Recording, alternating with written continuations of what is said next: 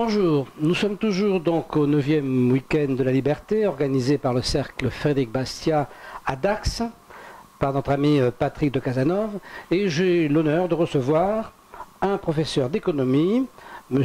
Husman de la faculté d'Angers. Alors M. Husman vient de nous faire un exposé remarquable sur la culture et la culture sur l'économie, enfin le poids de la culture sur l'économie. Vous voulez nous expliquer ce magnifique exposé que vous avez fait très brièvement, dont vous partez du principe que le poids de la culture influe énormément sur l'économie.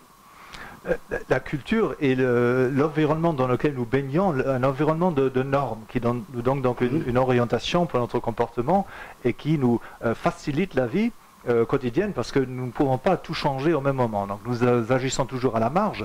Il y a toujours des changements partiels que nous effectuons, donc en produisant des biens, en rendant des services, etc. En agissant au sein de la famille, il y a certaines choses que nous proposons de changer, mais tout le reste, nous l'acceptons. Et ce que nous acceptons nous provient donc par tradition, ou c'est la manière dont on fait les choses. C'est justement ça la culture. Et cette culture, c'est ce que j'ai expliqué dans ma conférence, nous facilite la vie. Elle peut nous orienter vers le succès, mais elle peut nous en également éloigner, justement parce qu'il y a des cultures productives, productrices et des cultures destructives. Et j'ai abordé dans ma conférence les causes de la culture, et j'ai souligné en particulier le rôle de la religion comme fondement ultime et comme racine, comme source à partir de laquelle jaillit donc la culture d'un pays.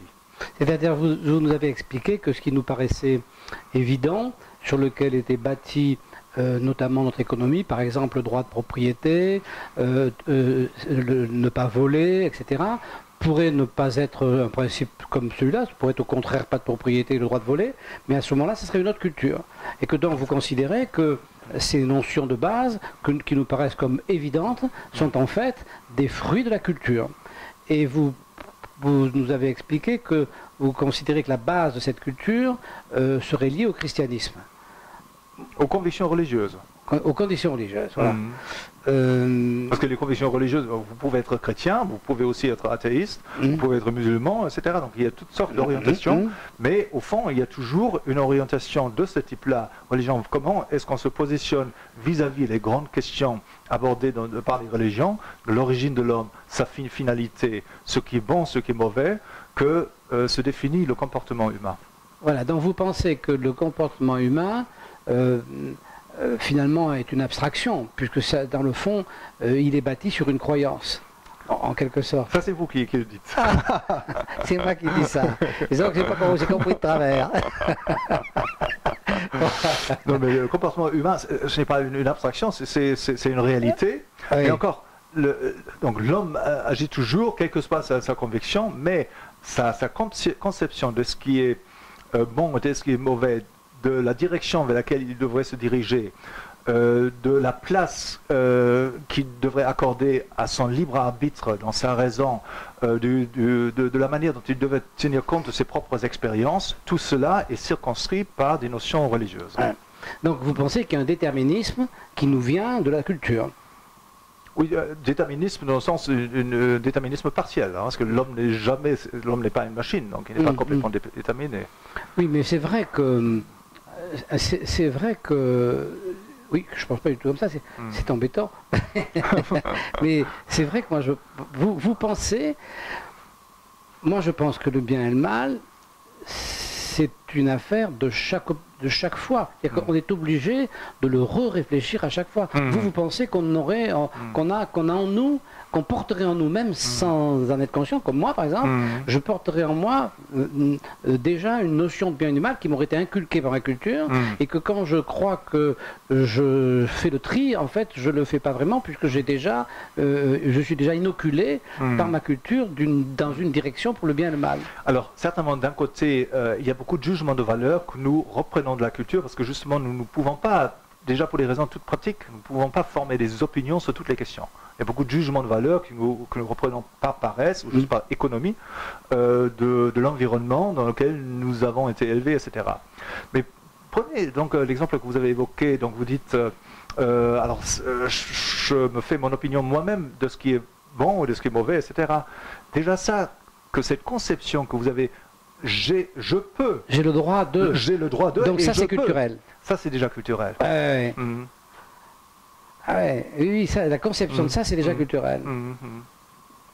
Oui, évidemment. Et ça, c'est donc très fortement influencé par la religion. Donc, si vous avez une religion qui est personnaliste, donc qui valorise la valeur de chaque individu, vous n'êtes juste pas un maillon dans un... Ah, vous croyez qu'il y a des hommes qui peuvent penser qu'ils ne sont qu'un maillon dans un groupe? Vous pensez qu'il y a des hommes qui pensent ça vraiment? Si, alors si vous êtes un darwiniste pur et dur, etc., vous croyez que tout ce qui existe par Terre est juste le résultat combiné d'un enchaînement de causes qui opèrent... oui, ça c'est un scientifique qui dit ça, mais est-ce que vous pensez est-ce que votre connaissance et compétence, qui évidemment est plus importante que la mienne, vous laisse supposer qu'il y a des sociétés existantes ou ayant existé où l'individu n'avait pas l'impression de s'appartenir, mais avait l'impression d'être rien?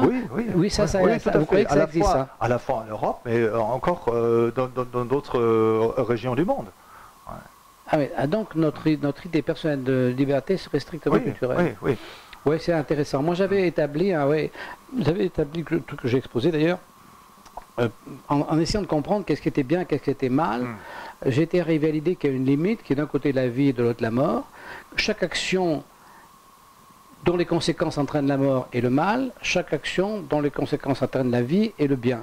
Sachant que il y a une sinusoïdale qui fait qu'à un moment ça peut donner l'impression que ça entraîne la mort, mais qu'en réalité ça va entraîner la vie, et que donc il y a un petit espace très difficile à savoir. Mais je pense, vous voyez, donc c'est un critère qui est tout à fait acceptable et important, mais dès que vous commencez à réfléchir, alors une mort plus tôt ou plus tard, ma mort, la mort d'autres personnes, la mort de cette personne plutôt que de cette personne-là, ça sont des arbitrages qu'on a souvent à faire dans la vie pratique.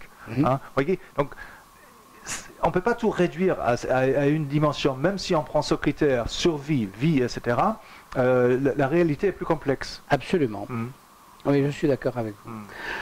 Bien, alors donc vous avez apporté un livre qui est en tout cas très joli, que je ne peux pas lire parce qu'il est en anglais. Patrick de Cazenove m'a demandé si j'avais des livres à amener à la vente. Ce livre, on peut le trouver sur Amazon, et en français, on peut le trouver sur Amazon en français. Il existe en français, en allemand, en anglais, en d'autres langues encore. Ça s'appelle L'éthique de la production de monnaie. Alors ça, moi, je ne l'ai pas lu parce que c'est en anglais, je vais me l'acheter en français. Très très bien. Parce que je trouve que ça, c'est vraiment un problème de fond.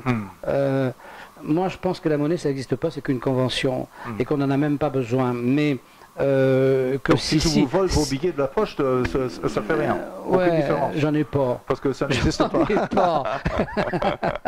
Le fisc m'a tout pris.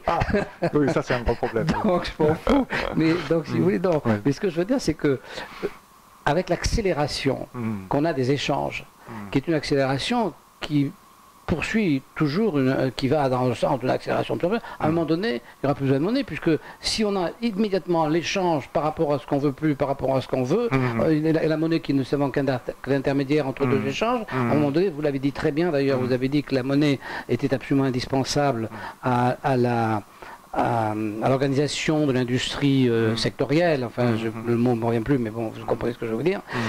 Et donc effectivement, oui, la monnaie est indispensable parce qu'elle est un élément où tout le monde se dit, ben, ça vaut ça, puis ça va le valoir, et puis ça nous permet de faire nos échanges, et ça nous permet mais à un moment donné, je me dis, peut-être, il y a une telle instantanéité entre le besoin qu'on a et le fait qu'on l'obtient, que finalement, il n'y a même plus besoin d'avoir de monnaie, on donne ce qu'on a, toc, toc, enfin je ne sais pas, c'est troublant la monnaie. Donc je vais lire ça avec beaucoup d'attention, parce que c'est un drôle. Moi je ne crois pas du tout à la monnaie. Donc, si vous voulez... Dès que vous perdez complètement la foi et vous vous en débarrassez des spécimens qui vous restent, pensez à moi. Non, mais oui, si vous avez quelque chose à voir. Oui, après le fils. Oui, non, mais voilà. Parce que je pense qu'il faut avoir des choses, si vous voulez, je pense, si vous voulez, que ce qui compte, c'est effectivement l'industrie, c'est effectivement les biens, c'est effectivement la science et la technique, enfin, c'est des choses palpables. La monnaie, c'est une vue d'esprit, quoi. Non, mais elle exerce une grande influence sur, justement, la culture économique aussi, sur nos orientations, sur nos rapports sociaux. Et j'aborde ça un petit peu dans le chapitre 13 de cet ouvrage. Ah, mais je vais l'acheter, hein. Ça c'est sûr, je vais l'acheter quand vous allez sortir d'ailleurs. Eh bien, parce que c'est ça qui est bien avec Amazon quand même, hein. Qu'on n'a pas besoin de se casser la tête, hein.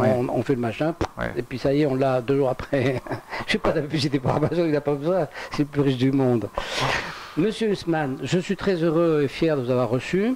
Je remontre ce livre qui peut donc qu'on peut avoir en français et donc, enfin sauf si vous parlez anglais. Et puis dans le fond, vous êtes content d'être venu au Cercle Bastia? Très content. Voilà. C'est bien cette manifestation. Il n'y a pas beaucoup de manifestations libérales comme ça. Voilà. Mais c'est bien parce que vous êtes jeune. La plupart du temps, je reçois des gens comme moi qui ont tous plus de 75 ans. Donc ça fait très plaisir de recevoir un jeune. Eh bien, merci beaucoup pour tout ce que vous avez dit. Avec et plaisir. puis à bientôt. Au revoir.